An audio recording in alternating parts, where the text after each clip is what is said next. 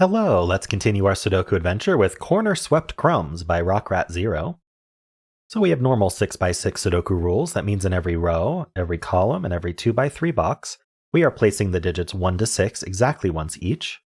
We also have between lines in the grid, and notice that sometimes they go outside the grid, and we'll explain what that means in a second. But for between lines, let's do one that stays in the grid for now.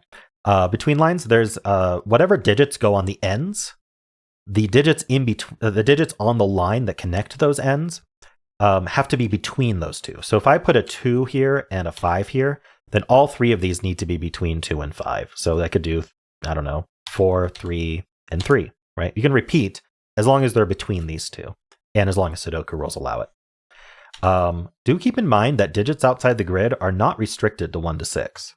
Digits outside the grid are only restricted by the properties of the between line and the sandwich clues.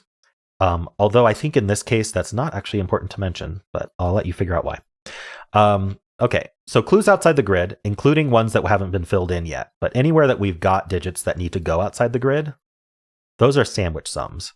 And that indicates the sum of the digits in that row or column, based on where the clue is.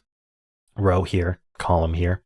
The sum of the digits between the 1 and 6 is that clue. So for this 2 clue, I could put like a 1 here, a 6 here, and a 2 here, and that would work. The 0 clue means that the 1 and 6 are next to each other. There's nothing in between them, so it's 0. And that's it. Those are the rules. Just make sure you remember that the digits you fill in here are also sandwich clues. So yeah, those are the rules. There's a link in the description if you'd like to try the puzzle yourself. And I'm going to get started right now. All right, 0 has 1 and 6 next to each other. You can never put 1 or 6 on the inside of a between line. That can only go on the ends. So that does somewhat restrict where the 1, 6 go, but not enough to place it. Okay, well, there's a 2 on this between line, which means one of these ends is 1. And in fact, one thing I can say is even though I warned against it, it's not going to happen because these have to be between these two digits, and the circles are always in the grid. So the circles are going to restrict them to 2 to 5. So we can actually put, if we wanted to, we could put, and I do want to, we could put 2, 3, 4, 5 in all of these to remind us that that's the limit. Okay, I don't think I want to put it here. I just wanted to put it outside the grid so I could remember that. But anyway, there's definitely a 1 in one of these because it has to encompass the 2. There's a 1 in one of these as well. There's a 1 in one, not necessarily here. We don't know there's a 2 on the line. But these ones line up, as you will. They only use columns 1 and 2. So the question we want to ask is where does the 1 go in column 3? Because they don't go here and they don't go here. And the 1 does not go on the between line, as we discussed. And so the 1 goes here. And we know the 6 needs to be next to the 1. It can't go on the between line, so it goes here. Very nice. Now there's not a 6 on these circles, so this can't be a 5 clue. This is a 2 clue.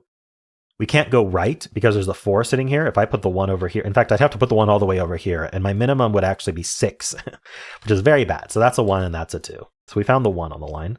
That places the 1 here as well. So we know that this is from 3, 4, 5 for the box. Yeah, that doesn't really restrict this one, but we know it's not a 2 because we need to surround this 2 with a 1, 6 pair and we can't. So that's not, sorry, this is not a 2 clue.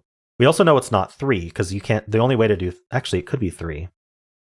I think we could do 6, 3. Oh wait, hold on. The 1 is down here, sorry. This is always going to be the 6, right? Because 3 and 4 can only, since the 1 is gone, the minimum you could do in 2 cells is 2 plus 3, but the 2 is also gone. So the minimum we could do is 7. Yeah, so that's definitely not going to work. So we got to do it in 1 cell. So this 3, 4 is actually cloned right here. These are the same digit. And this is also from 3, 4, 5. Does this help? Well, there's a 2 clue here, and we're certainly not going left because there's not enough room. So we're going to go 2, 6 this way. Okay, what can we do here? This is a 3 or 4. That's quite limiting for this guy. In fact, down here we know this is from 3, 5, and up here this is from 1, 2, 6. Can this actually be a 6? Is kind of the first question I want to ask. If we did 6, 3, then we could use 4s and 5s here. This would be double 5 with a 4. That actually does work. Now, if this was 4, I don't think we could do the 6 because these would have to all be 5. Actually, they can all be 5. That may be, maybe that's what happens. What about the 2? 2 can't be with 3. There's nothing in between. So 2 would go with 4, and all 3 of these would be 3, which also seems possible. Okay, this is not the between line to look at. Maybe this sandwich clue, right? So, ooh, yes, it's exactly what we were talking about, where we can't put the 6 here. So the 6 ends up here. So we need 2 digits that add to our sandwich clue, and that's only going to be 5. 2, 3 is the minimum I can put here. That's going to make this a 5 clue. And so this can't be 3, and this is also from 4, 5. 2, 3 pair makes that not a 3. This is from 4, 5. Okay. So if this is 4, 5, am I right that it's always larger than, yeah, it's always going to be larger than this one. So this is the small side. Wow. Do you see why it's the small side? If I make this the large side, so I make this a 1 or a 2, there's no way this 4, 5 is in between even the 1 and the 4, right? So, because we can't repeat between the circles in here. It's not a greater than or equal to. It's a greater than, right? So this is the small end, which means this is the large end, so it has to be a 6. So this can't be a 3 then, because this is the low end. So that's a 5. That's a 3. And this can't be a 4, so it has to be between 3 and 6. So that leaves only 4, 5, and it can't be 4. So this is also a 5, giving us the 4 and 5. So this did end up triple 5 with a 3, which is interesting. That's a 5. That's a 4. The 5 is the non-interesting thing to fill there. That's a 3. That's a 5. Oops, I misscanned. That's a 4. Over here we need 1, 2, and 3. So the 3 can only go here. That's a 2 and 3, because we had this 3 here. This is a 1 or a 2. In fact, this is from 1, 2, 5. That places the 5 here. So this can't be a 5. And then this is from 3 and 4.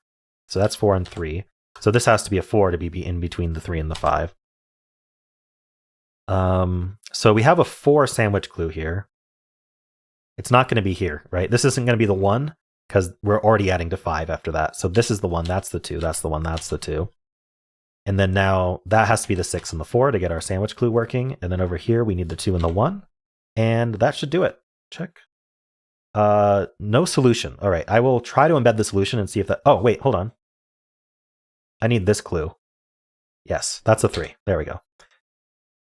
Anyway, that should be the solution. I will embed it. So yeah, cool puzzle. Thanks, Rockrat. Quite enjoyed that. Really, the escape the grid stuff is always fun, where you've got clues that go outside the grid and then cause that to be another clue. Those are always fun.